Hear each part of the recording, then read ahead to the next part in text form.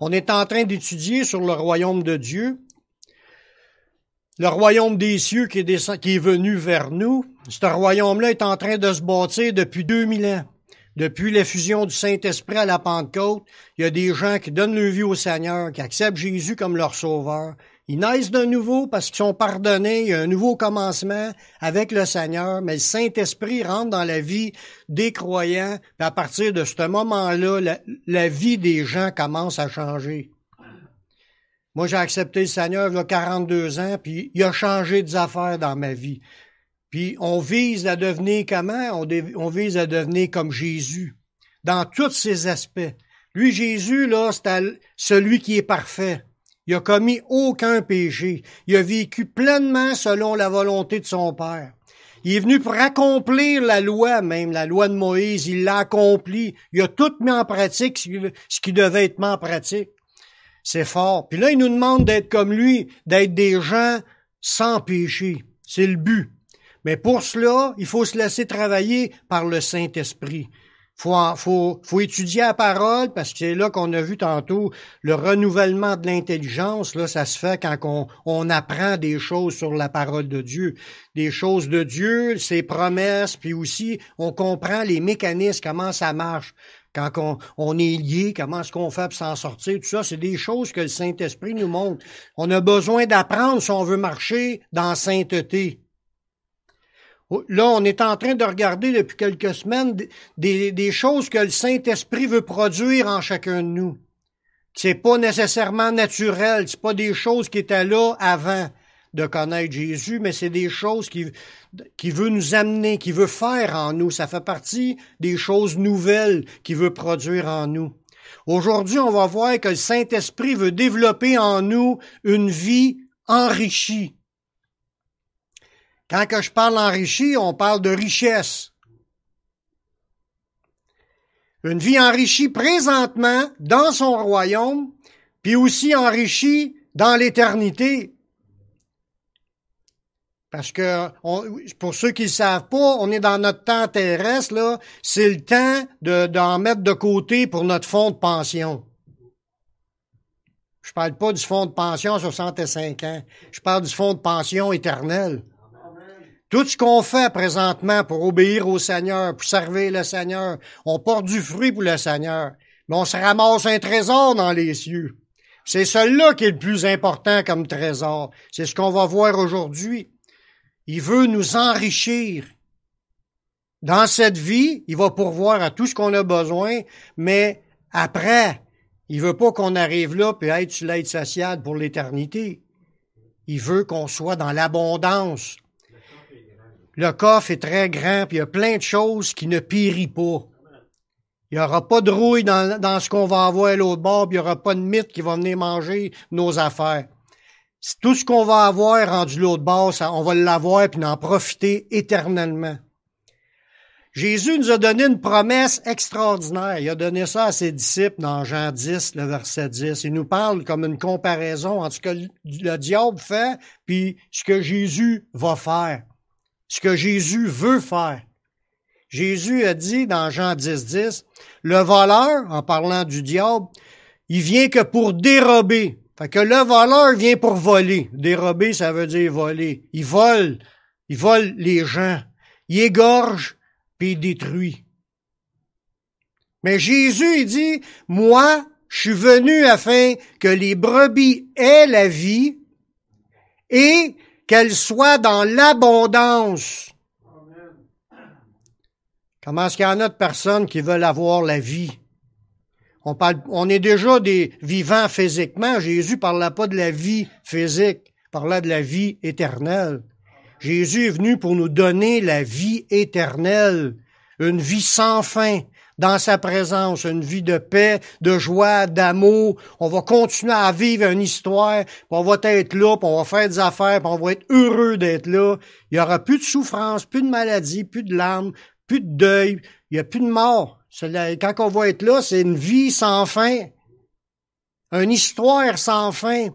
voir le Seigneur de nos yeux. C'est lui qui s'est dit qu'il va éclairer toute cette nouvelle création-là par sa gloire, sa lumière. Il n'y aura pas de besoin de soleil ni de lune. C'est Jésus lui-même puis le Père qui va éclairer. Il n'y a pas d'Hydro-Québec l'autre bord. C'est la gloire de Dieu qui éclaire. Puis on va être super bien. Amen, c'est ce qu'on veut. Mais Jésus, il dit, je suis venu afin que les brebis aient la vie. Êtes-vous une brebis du Seigneur? Vous avez donné votre vie au Seigneur? Vous l'avez reçu comme votre sauveur? Mais vous avez été pardonné, vous appartenez au Seigneur, puis il dit, celui qui croit en moi a la vie éternelle. C'est déjà quelque chose que Jésus vous donne. Vous avez la vie éternelle. Faut plus se regarder comme qu'on regarde les gens du monde. Les gens dans le monde, là, que ce soit nos parents, qui sont pas chrétiens, nos amis qui sont pas chrétiens, nos voisins qui sont pas chrétiens, ils ont pas la vie éternelle. S'ils sont pas une brebis du Seigneur, ils ont pas la vie éternelle. C'est pour ça que c'est urgent, pour le temps qui reste, d'annoncer le message, pour que ces gens-là acceptent Jésus, afin qu'ils obtiennent la vie éternelle. Jésus est venu pour nous donner cela. Mais ça s'arrête pas là dans sa phrase. Il dit, je suis venu pour qu'ils aient la vie et. Quand il y a un et, ça veut dire c'est une addition, c'est un bonus, quelque chose de plus que Dieu veut nous donner. Il veut qu'elle soit dans l'abondance. Ah oui, amen. Mais là, il y en a qui vont dire, tiens, il va prêcher la prospérité. Ben oui, il y a une prospérité dans le Seigneur. Moi, je suis pas comme j'étais quand j'ai accepté Jésus. J'étais bien plus pauvre que ça quand je suis venu au Seigneur. Je suis pas un riche, pas du tout. J'ai juste ce qu'il me faut. Mais pour moi, je suis dans l'abondance. J'ai tout ce qu'il me faut. J'ai un toit sur la tête, j'ai le ventre plein, j'ai du linge sur le dos. J'ai même plein de beaux-frères et sœurs qui sont là devant moi. On est bénis. On est riche devant Dieu, même si on aurait un petit compte de banque, c'est pas ça la richesse aux yeux de Dieu. C'est ça qu'on va regarder dans des passages. Mais il veut qu'on s'enrichisse dans le Seigneur, dans le royaume de Dieu. Il dit, mes brebis, ils vont être dans l'abondance dans le royaume de Dieu. Ça commence ici, mais c'est particulièrement pour l'éternité qu'il parle. Parce que quand on dit, je vais être dans l'abondance dans ma vie, vu que je sais que ma vie demeure éternellement, c'est quand que je vais dire je vais être abondant. Déjà ici, présentement, je profite des choses qu'il me donne, je me sens béni, puis mets choix à l'autre bord, on va profiter aussi des choses qui nous attendent, parce qu'il prépare des choses pour nous. On va en parler aujourd'hui. Qui de nous qui est prêt à faire confiance au Seigneur afin d'avoir la vie puis d'être dans l'abondance? C'est ça qui est le but. Parce que si on dit, moi, ça m'intéresse pas d'avoir la vie ou ça m'intéresse pas d'être dans l'abondance, c'est sûr qu'on y demandera pas. Il nous bénira pas. C'est quiconque demande reçoit. Si tu t'attends à quelque chose de la part du Seigneur, c'est là qu'il va agir. Dieu veut répondre aux prières. Il veut répondre aux besoins, premièrement, pour que tu te sentes béni. Quand tu as tout ce qu'il te faut, tu es béni. On parle pas d'être millionnaire, là, on parle d'avoir ce qu'il nous faut. C'est ça l'abondance. Parce que le contraire de ça, c'est être dans la disette, puis c'est le manque. Il nous manque de tout. Quand il te manque la nourriture, il te manque le vêtement, puis il te manque un toit sur la tête, t'es dans la disette. Tout le monde sur la planète devrait avoir au moins ces trois choses-là afin de se sentir dans l'abondance. Je ne sais pas, c'est sûr que c'est pas le cas. Je conseille à tout le monde, acceptez Jésus dans votre vie. Recevez-le comme votre sauveur, puis demandez-lui vos besoins. Être prête à lui faire confiance. Il dit, faut pas penser, moi je suis instruit, j'ai été à l'école, puis je suis capable de gagner ma vie, puis à penser d'y arriver dans l'abondance par mes propres capacités. Mais on risque de s'enfarger, puis on risque de faire banqueroute. nos capacités, là, parce qu'il y a la richesse de l'homme selon l'homme, puis il y a la richesse de l'homme selon Dieu, selon le regard de Dieu. Tu peux être riche pour les choses du monde, mais être considéré pauvre devant Dieu. Mais moi, je parle de devenir abondant et riche aux yeux de Dieu. Est-ce qu'on est prêt à faire confiance au Seigneur? Jésus a dit à ses disciples dans Luc 12, à partir du verset 22, « C'est pourquoi je vous dis, ne vous inquiétez pas pour votre vie, de ce que vous mangerez, ni pour votre corps de quoi vous serez vêtus. La vie est plus que la nourriture, puis le corps est plus que le vêtement. » Fait que les choses les plus importantes pour quelqu'un, c'est de vivre, puis avoir son corps. C'est ça qui est le plus important. Le reste, c'est accessoire. Il dit, « Considérez les corbeaux. Ils ne sèment ni ne moissonnent. Ils n'ont de cellier ni de grenier. Et Dieu les nourrit. » Il dit, « Combien ne valez-vous pas plus que les oiseaux? » Dieu nourrit tous les oiseaux. À part que s'il n'y a pas une pollution qui vient et qui tue tout, là, d'habitude, les oiseaux vivent. Puis ils ont toujours de quoi manger, puis c'est Dieu qui pourvoit. Puis s'il est capable de pourvoir aux oiseaux, il est capable de pourvoir à chacun de ses enfants, à chacune de ses brebis qu'il nous a promis qu'il nous donnera la vie et qu'on sera en abondance. Il veut qu'on apprenne à lui faire confiance. Il dit, inquiétez-vous pas de ce que vous allez manger puis de quoi vous allez être vêtus. Ça, quand ça nous vient, ces pensées-là, faut chasser ça. Puis il faut dire, Seigneur, moi, je m'inquiète pas. Je te fais confiance. J'ai des problèmes, là, j'ai des comptes à payer, là, puis je te fais confiance. J'ai besoin d'argent pour payer mon repas, je te fais confiance, Seigneur, je me sens entre tes mains. C'est de même que Dieu va commencer à pourvoir dans vos vies. Il va vous montrer qu'il est là en répondant à vos prières. J'ai vu des pasteurs, moi, partir à l'école biblique, là, pas de salaire, pas rien. Puis tu les regardes aujourd'hui, ils ont tout le ventre plein, ils ont tout de quoi sur le dos, puis ils sont bénis dans le ministère qui servent le Seigneur.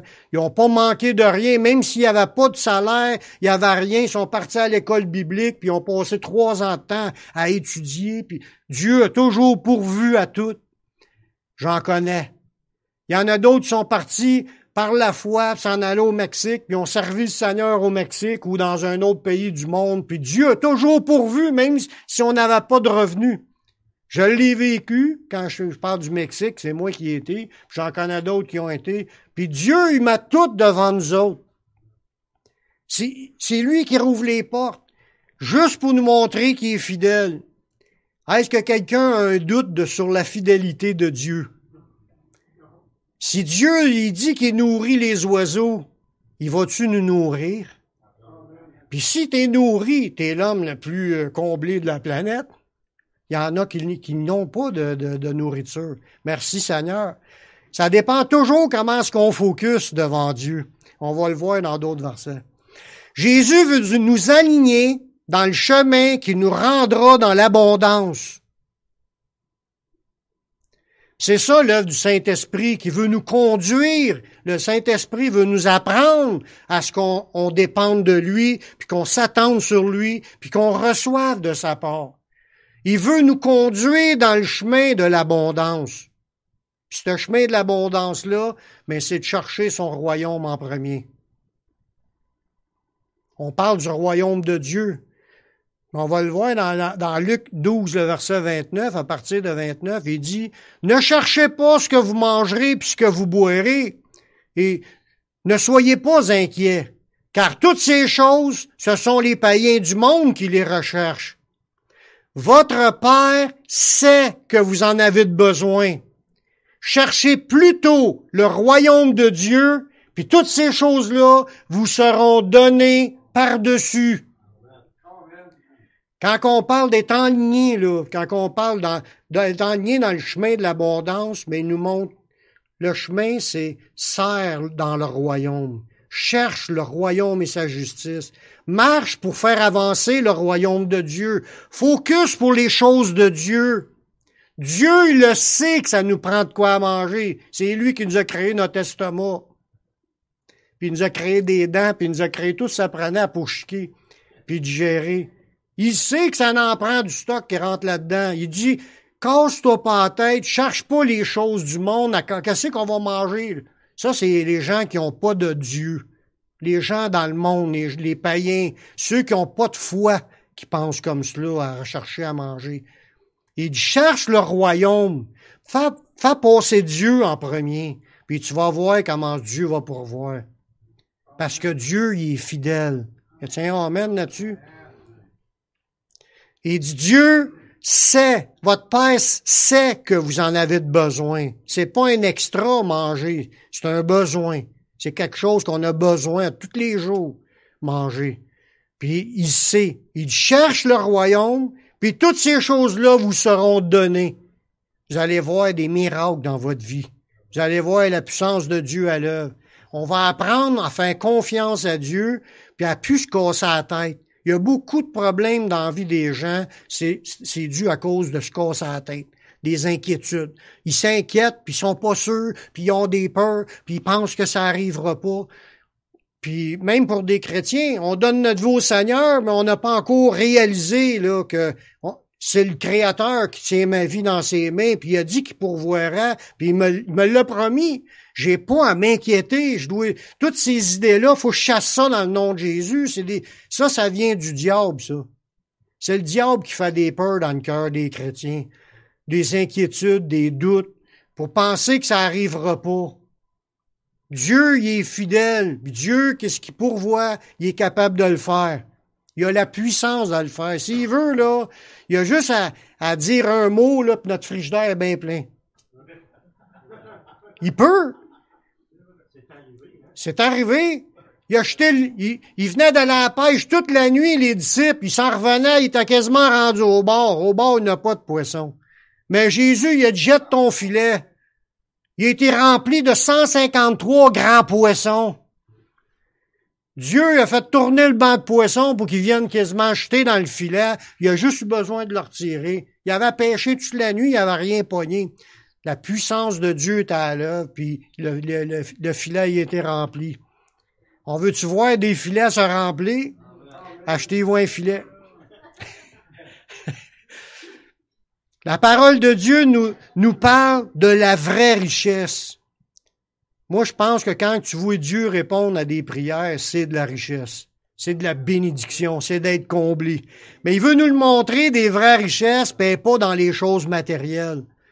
Si on focus comme moi, pour moi, la richesse, c'est d'avoir un gros compte de banque, un gros chiffre dans le compte de banque, ou d'avoir beaucoup de biens. Ça, c'est de la pauvreté aux yeux de Dieu.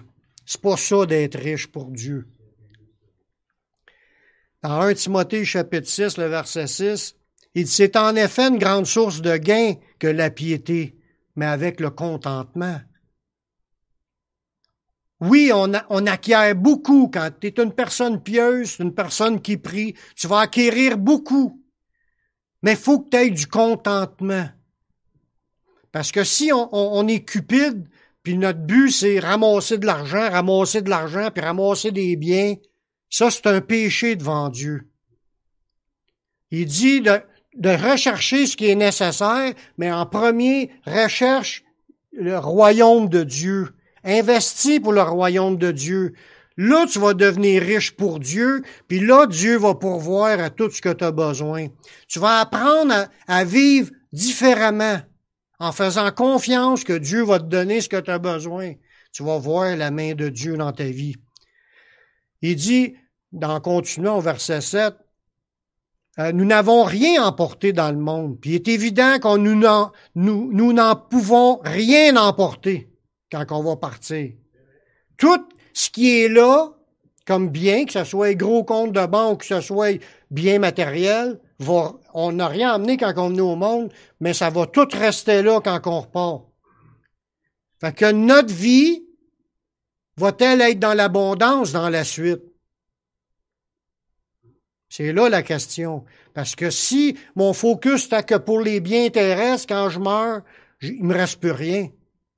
Tout ce qui va rester, c'est que j'ai fait pour le royaume de Dieu. Puis Dieu veut qu'on soit dans l'abondance. Il veut qu'on focus sur les vraies choses. Les choses qu'on vit ici, là, combien de temps qu'il nous reste à vivre, là? Moi, j'en ai beaucoup plus de fêtes qu'il m'en reste à faire. Il m'en reste pas long. Puis si mon focus n'est que pour accumuler des biens, je perds de l'argent quelque part. Parce que j'investis pas à la bonne place. C'est comme l'idée d'investir à la bourse, à cet incite. Si tu veux perdre ton argent, envoie-en dans la bourse, tu vois ça, tu vas perdre. Ton argent s'efface. La bourse, il y en a plein de monde qui perdent. Ils investissent de l'argent, puis le compte, il diminue. Puis ça, là, c'est de l'argent mal placé. Malade pour le royaume de Dieu, ton argent, là, puis tu vas voir ton chiffre de banque céleste va monter. Tes richesses vont s'accroître. Mais que tu meurs dans pas long, on va tous mourir dans pas long. J'espère que je vous surprends pas. Mais on va tous mourir dans pas long. Ou, soit qu'on est enlevé ou qu'on meurt, mais on part d'ici, ça c'est un fait. Puis on va vivre la vie sans fin par après. Puis notre richesse, notre abondance, je pense la celle qui est plus importante, c'est celle qu'on va avoir après. C'est ce qu'il essaie de nous expliquer au verset 8. Il dit, pour ici, là, si donc nous avons la nourriture puis le vêtement, cela nous suffit. Ça, il continue, mais ceux qui veulent s'enrichir ici tombent dans la tentation, dans le piège. C'est un piège pour t'empêcher de t'enrichir puis de recevoir les bénédictions de Dieu. Et dans beaucoup de désirs insensés et pernicieux qui plongent les hommes dans la ruine puis la perdition. C'est pas dans la richesse qui plonge, c'est dans la ruine. Parce qu'on perd tout en quittant. L'amour de l'argent, c'est une racine de tous les maux, puis quelques-uns, en étant possédés, se sont égarés de la foi, parce que la foi veut nous amener à investir pour le royaume de Dieu. Puis ils se sont jetés eux-mêmes dans bien des tourments. Puis là, il nous dit une phrase, là, écoutez bien celle-là. Pour toi, homme de Dieu. Y a-tu des hommes de Dieu ici? C'est pour chacun de nous, cela, ce qui est écrit. Il nous enligne dans quelque chose qui va être payant. Fuis ces choses, la poursuite des richesses, puis recherche la justice, la piété, la foi, la charité, la patience, la douceur. Recherche les choses de Dieu. C'est de même que tu vas t'enrichir. C'est de même que ton compte de banque va grandir. Ouais. Il a dit, cherche le royaume, puis il dit, je vais te donner tout le reste par-dessus. Jésus veut qu'on focalise sur la richesse permanente, les richesses célestes. Dans Luc 12, 33 et 34, il dit, « Vendez ce que vous possédez, donnez-le en aumône, puis faites-vous des bourses qui ne s'usent point, un trésor inépuisable dans les cieux, où le voleur n'approche point, puis où ce que la teigne ne détruit point, car là où est votre trésor, là aussi sera votre cœur. » Qu'est-ce qu'on veut, frères et sœurs? Jésus veut nous rendre dans l'abondance. Il veut nous rendre riches.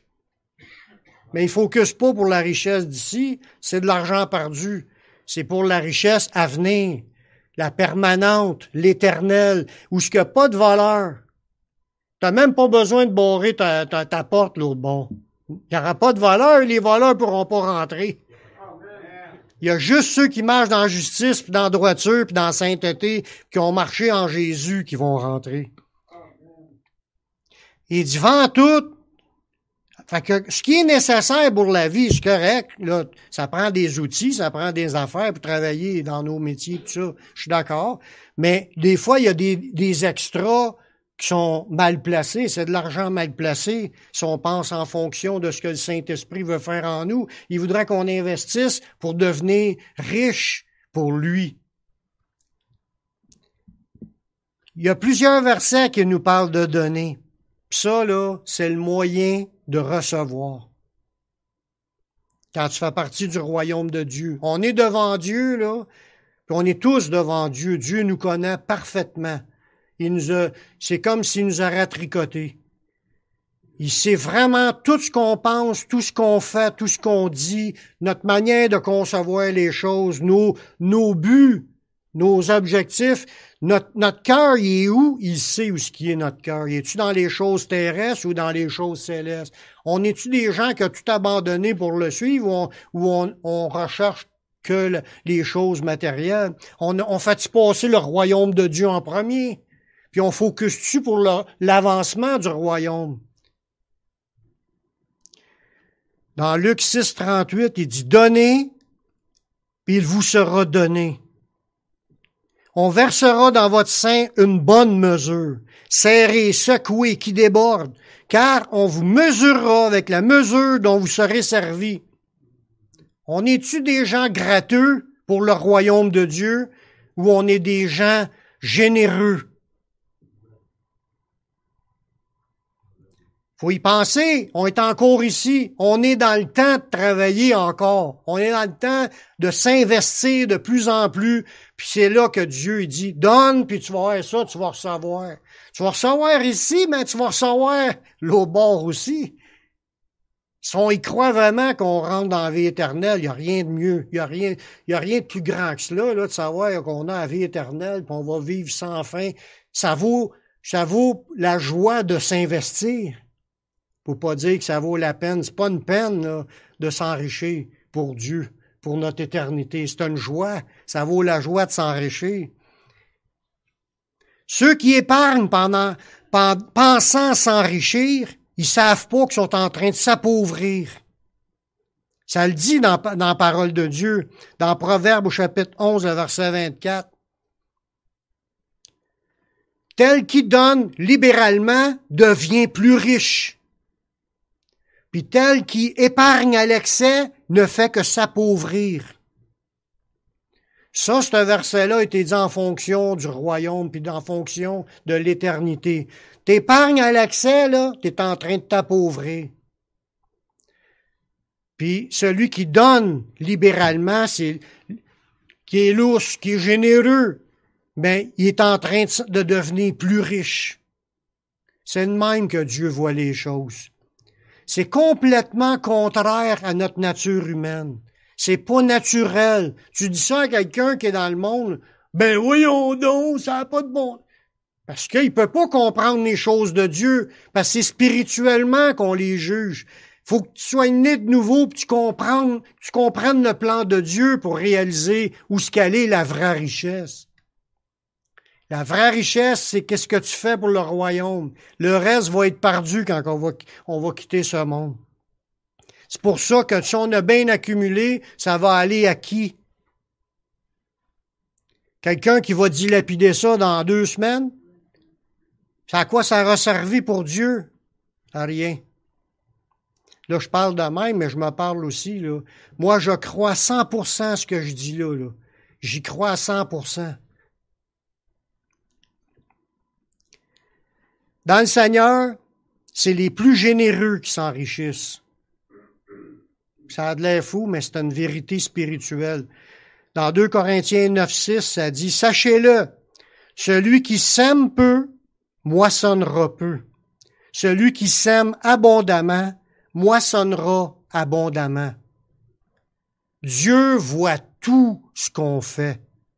On peut rien y cacher, puis il oublie pas non plus.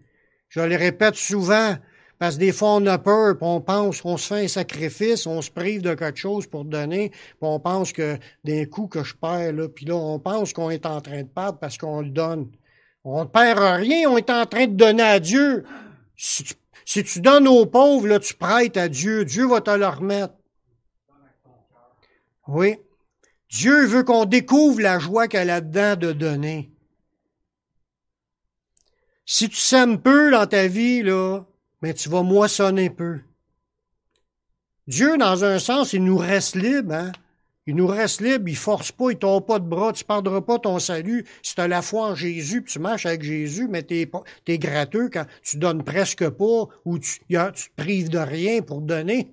Tu penses, mais Dieu, lui, il est extra riche, mais il a fait la vie pour nous donner de devenir abondant. Il veut qu'on soit abondant.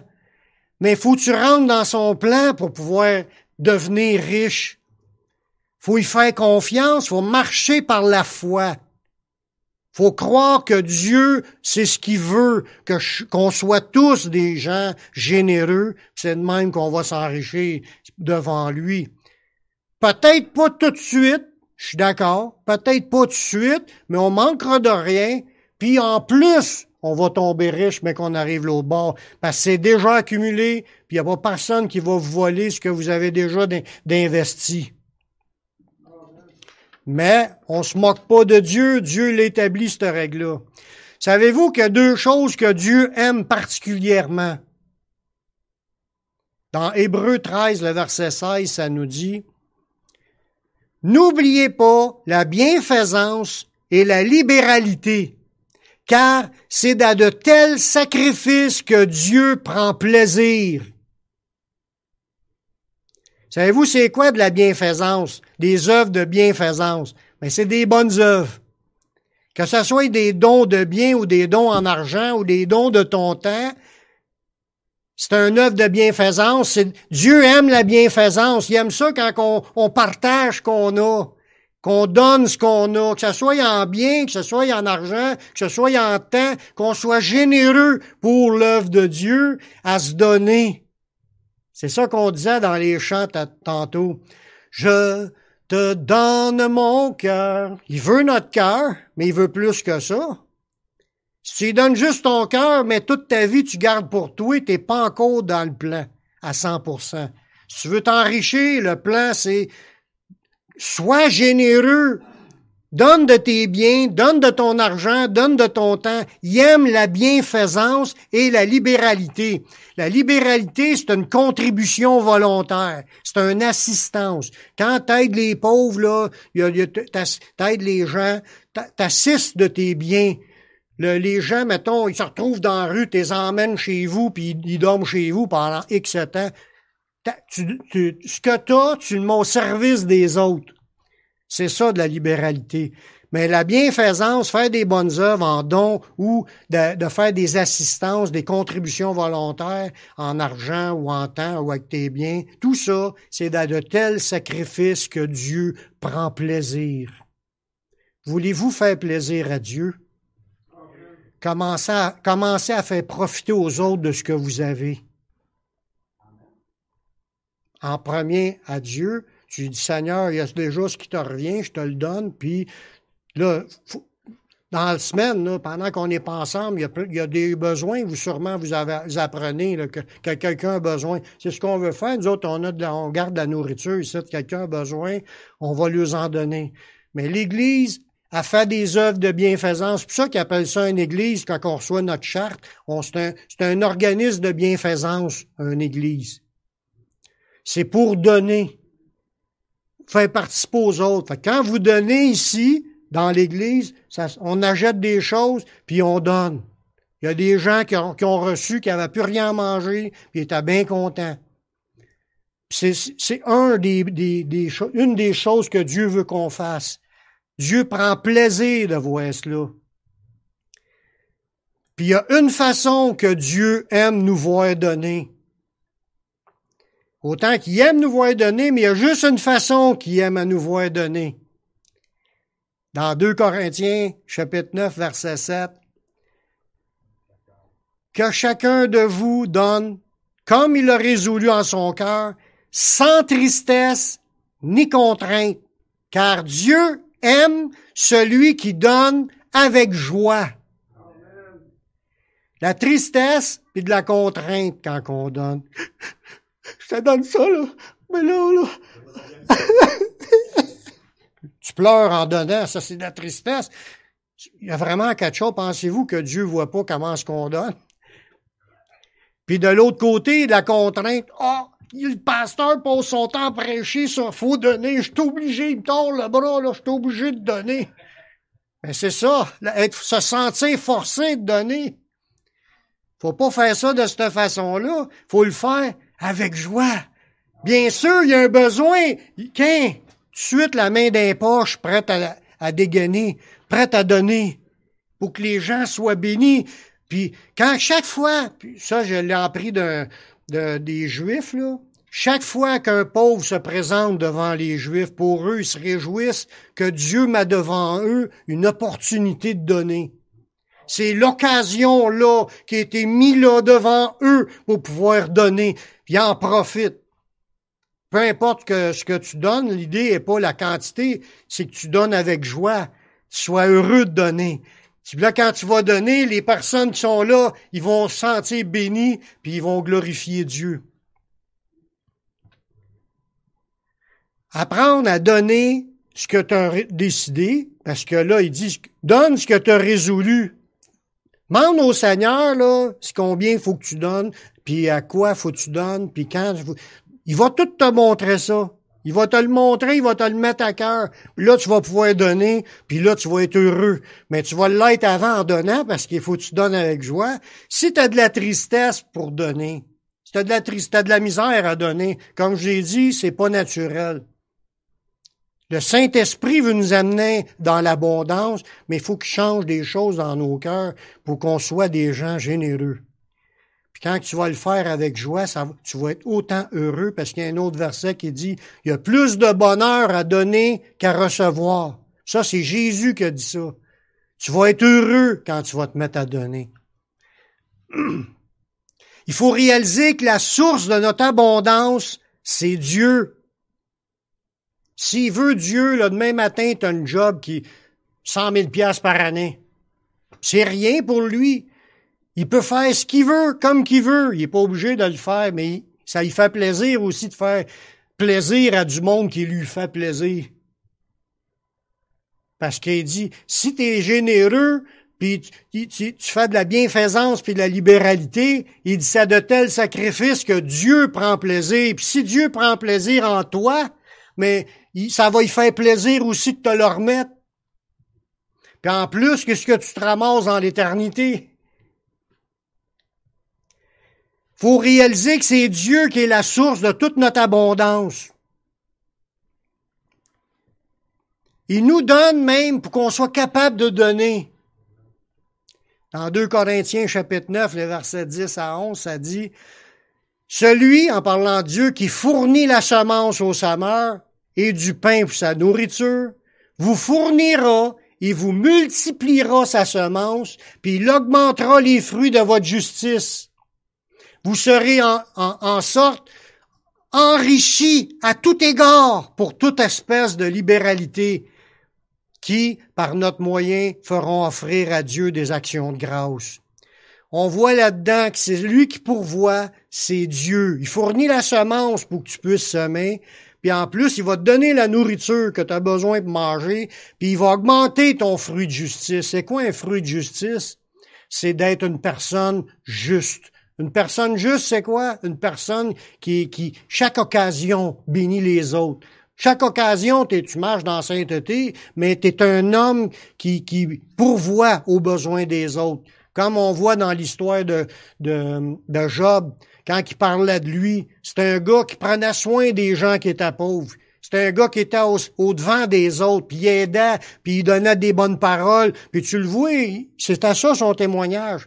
Ça ne l'a pas empêché d'être attaqué par l'ennemi, mais c'était un homme qui était intègre. Puis Dieu avait donné un témoignage qu'il n'avait pas d'autre comme Job. Un gars intègre, un gars juste, un gars qui marchait à droite. Mais on parle pas de la tentation de Job, mais on parle de sa vie exemplaire avant qu'il connaisse ses épreuves. Puis Dieu l'a béni en double après ça à la fin. Mais Dieu s'attend à ce qu'on soit des gens de justice, nous aussi, des gens comme Job, des gens qui sont prêts à bénir et à aider tout le monde, puis ils le font avec joie. Dieu prend plaisir à cela. Dans l'Ancienne Alliance, Dieu a expliqué ce qui revient de droit à Dieu, en tant qu'il est Dieu, parce qu'en réalité, tout ce que nous avons appartient à Dieu. Dans l'Ancienne Alliance, dans le temps de la loi de Moïse, dans les revenus, là, il y avait une part qui revenait à Dieu. Il dit dans Lévitique 27-30, « Toute dîme de la terre, soit des récoltes de la terre, soit du fruit des arbres, appartient à l'Éternel. C'est une chose consacrée à l'Éternel. » Dans la loi de Moïse, c'était obligatoire, tout le monde devait mettre de côté 10% dans leur offrande. 10% de tout ce qu'il y avait. Dans le Nouveau Testament, ça nous dit pas de loi comme obligé. Il n'y a aucun verset qui dit que tu es obligé. Dieu, comme je l'ai dit tantôt, il nous a resté 100% libre de donner comme qu'on veut. Mais si on sème peu, on va moissonner peu. Mais il nous dit quand même qu'il y a une part qui revient à Dieu. Puis si lui, dans son cœur, c'était 10% dans l'Ancien Testament, plus les offrandes pour les péchés, puis les sacrifices d'action de grâce, plus toutes les offrandes ou les dons ou aider quelqu'un, tout ça, ça existait. C'était de même dans l'Ancien, obligatoire. Aujourd'hui, dans le Nouveau, il dit qu'il y a encore une part. Regardez qu'est-ce qu'il dit dans Galates 6:6. Que celui à qui on l'enseigne la parole fasse part de tous ses biens à celui qui l'enseigne. On voit qu'il y a encore le principe de faire une part, mais ils disent pas combien. Moi, je suis pas le genre à obliger parce que je sais que je vois pas de verset qui oblige, mais je dois vous dire qu'il y a une part qui appartient à Dieu. Tout ce que vous avez, là, tout ce que vous êtes à Dieu. Il vous a racheté. On lui appartient. Tout ce qu'on a lui appartient. Tout ce qui est produit dans notre vie comme bénédiction, là, comme richesse, appartient à Dieu. Mais il y a une part qui doit y revenir. C'est pas moi qui ai inventé ça, c'est la parole qui l'enseigne. Puis il y a un autre passage qui dit la même idée. Puis ça dit, celui à qui l'on enseigne la parole fasse part de tous ses biens à celui qui l'enseigne. Ça veut dire, Dieu avait déjà prévu de donner des ministères dans les églises, apôtres, prophètes, évangélistes, pasteurs, docteurs, des gens qui sont dans le ministère pour faire avancer l'œuvre de Dieu. Puis les gens doivent soutenir financièrement par la part qui revient à Dieu. Fait que quand on pose des offrandes, vous êtes en train de participer à l'avancement du royaume de Dieu. Parce que les églises aujourd'hui marchent avec les dîmes. Avec les quoi? Avec les dîmes, ça paye le pasteur, ça paye la bâtisse. Ben, toutes les offrandes qu'on suit, là, c'est sûr que ça paye les frais. En théorie, là, on devrait payer les pasteurs, on paye les invités, on devrait payer tout. Il faut payer le local, il faut payer l'électricité, puis il faut payer aussi pour les projets, tout ce que l'Église fait. Merci Seigneur, on a des possibilités d'être dans l'évangélisation. Ça avec, ça coûte de l'argent. Puis on veut soutenir, aider les pauvres, puis aider les choses. On fait ces choses-là, mais faut toujours que les brebis réalisent que c'est pas une chose juste dans l'Ancien qu'il fallait qu'ils donnent un dixième pour donner pour l'avancement du temple, puis de payer les salaires des sacrificateurs. Mais dans le Nouveau, il dit pas de montant, mais il dit vous avez une part à donner. Parce que la pauvre veuve a donné 40. Oui, je vais le dire dans l'autre verset. Quand il parle de part, là, le mot part, fasse part de tous ses biens, c'est se joindre comme associé, devenir participant. C'est ça que ça veut dire, d'être un partenaire. Faire une part, là, c'est pour devenir partenaire de l'avancement du royaume, de l'œuvre que dans l'Église que vous faites partie. Vous êtes un partenaire pour subvoir aux besoins des ouvriers qui sont devant et des ministères qui sont en action, les choses qui se développent, que ce soit pour l'évangélisation ou les activités dehors, n'importe quoi. Ça prend de l'argent aujourd'hui, on n'a pas eu le choix. Dans l'Église primitive, quand je parle des premiers chrétiens, on voit ça dans les Actes des apôtres, les dons étaient apportés aux pieds des apôtres. C'est exactement la même affaire. Les membres de l'Église de Jérusalem amenaient le don puis donnaient ça aux pieds des apôtres. On voit ça dans Acte 36, le verset et 37. Dans Joseph, ça dit Joseph, surnommé par les apôtres Barnabas, ce qui signifie fils d'exhortation. C'est un Lévite, un originaire de Chypre. Il vendit un champ qu'il possédait, puis apportait l'argent, puis le déposa aux pieds des apôtres. Mais il n'y a pas rien que lui, il y a d'autres choses que tu vois. Quand il donnait l'argent pour le Seigneur, il donnait l'argent aux pieds de l'Église qui était là. Ça, c'est un symbole, aux pieds des apôtres. Là. Il ramassait les offrandes pour l'Église de Jérusalem. Puis l'Église de Jérusalem distribuait pour les ministères, puis l'œuvre qui aurait été faite avec cet argent-là. C'est de même, ça marche, c'est de même que Dieu a préparé son plan. vous pouvez aussi, en plus, donner d'autres choses à l'œuvre. Si vous rencontrez du monde dans la semaine puis ils ont besoin, soyez généreux aussi avec eux autres. Mais en premier, il y a une part qui revient à Dieu dans ce que vous avez. Puis il faut la donner pour l'avancement de l'œuvre dans l'Église que vous participez. C'est de même que Dieu a fait le système. Dieu voit très bien si nous sommes généreux ou avares pour son royaume. Si on est capable ben là, on va le voir dans un passage dans Luc, c'est le passage qu'on a parlé tantôt. Luc 21, les versets de 1 à 4. Jésus nous a donné cet exemple-là pour parler comme quoi que Dieu voit tout. Jésus avait vu en cette occasion-là ce qui s'y est passé. Jésus, ayant levé les yeux, vit les riches qui mettaient leur offrande dans le tronc. Il vit aussi une pauvre veuve qui mettait 2 petites pièces. Puis il dit, je vous le dis en vérité, cette pauvre veuve a mis beaucoup plus que tous les autres. Elle a juste mis 2 petites pièces, puis Jésus a dit que cette veuve-là a donné plus que tous les riches. C'est fort.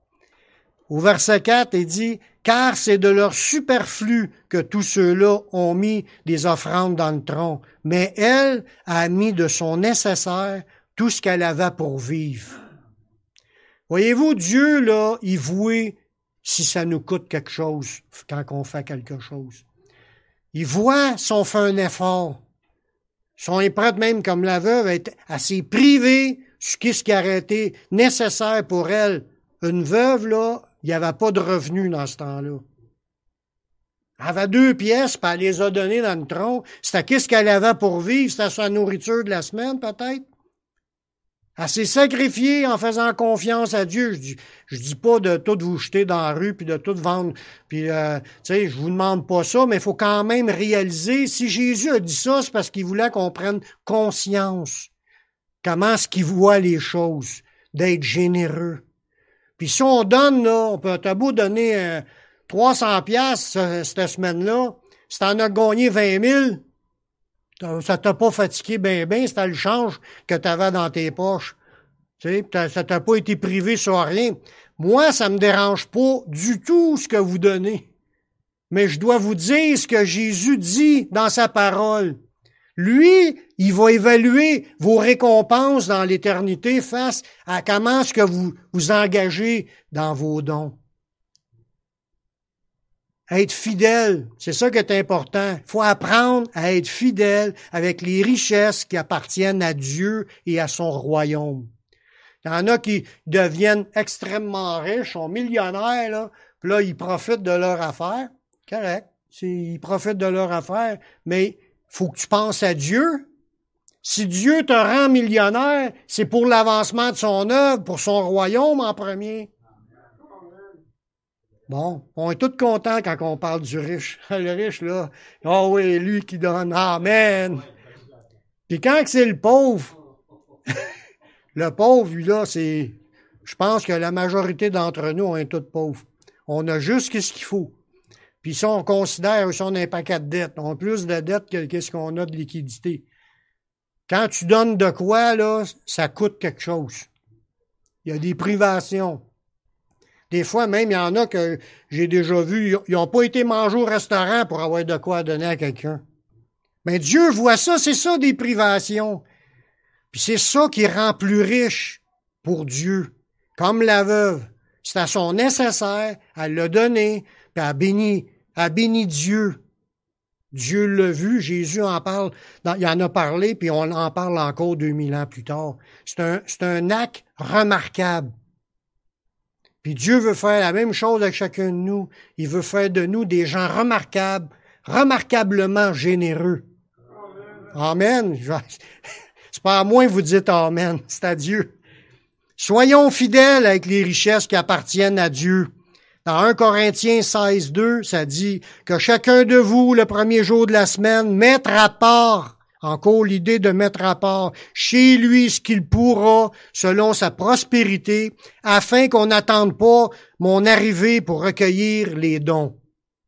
Fait que, faut être des gens, quand on dit qu'on est fidèle, qu'on mette à part d'avance. Mettez de l'argent d'avance là, à part pour donner quand c'est le temps de donner. Si c'est pour l'œuvre de Dieu, préparez-vous.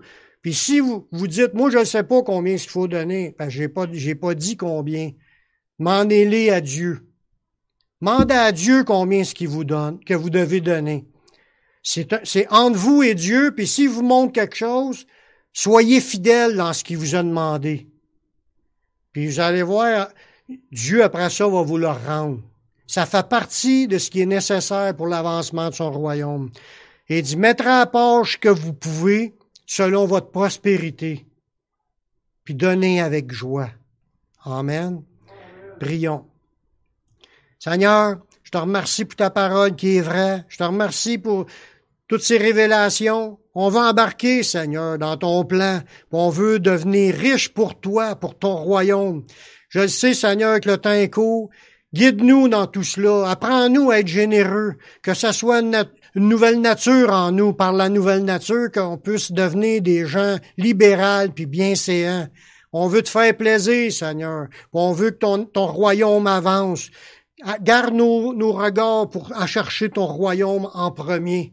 Puis merci de ce que tu vas faire dans la vie de chacun. Je te demande de bénir chacun de mes frères et sœurs dans le nom de ton Fils Yeshua. Amen.